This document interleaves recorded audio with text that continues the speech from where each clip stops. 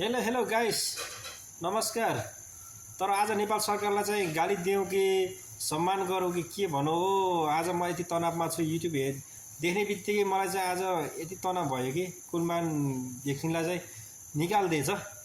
निकाल्ने भन्ने चोरो त पछि लागिरहेको थियो, तर अहिले निकालेरै छोडेछ हो। के भनौँ हो, यिनी डाँकाहरू चोरहरूलाई केपी शेरबहादुर देउवा यिनी कङ्ग्रेसहरू एमालेहरू दुई तिहाई सरकारले के गर्न खोजेको? देश बनाउन खोजेको कि जनतालाई चाहिँ मार्न खोजेको कि यही हो मौका। अब 84मा चाहिँ भ्रष्ट गर्न सकिँदैन, अहिले नै जति गर्ने भ्रष्ट गरौँ भनेर मिलेर अहिले एकैचोटि खान खोजेको हो कि के हो विचार?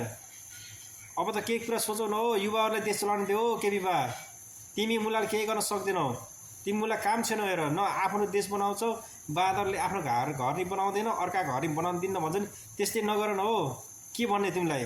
गाली देऊ कि के भन्नु? गाली देऊ भने आफैलाई शरम लाग्ने, अब गाली नदेऊ भने के दिने भन्ने जस्तो हुन्छ।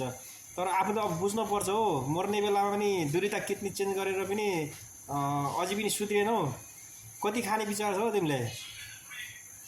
अब युवाहरू अब जाग्नुपर्छ। यिनी चोरहरूलाई अब राखेर काम छैन। चोरहरूलाई कसरी हुन्छ अब देश निकाला गराउँदा राम्रो होला जस्तो लाग्छ।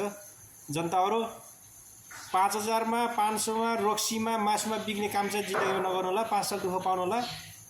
5 साल कि तपाईँले 10 साल दुःख पाउन सक्नुहुन्छ। त्यही भएर जनताहरूले पब्लिकहरूले नि बुझ्नु पऱ्यो कि अब चाहिँ चुनाव दिएर चाहिँ पैसामा नबिगौ, रक्सीमा मासुमा नबिगौ।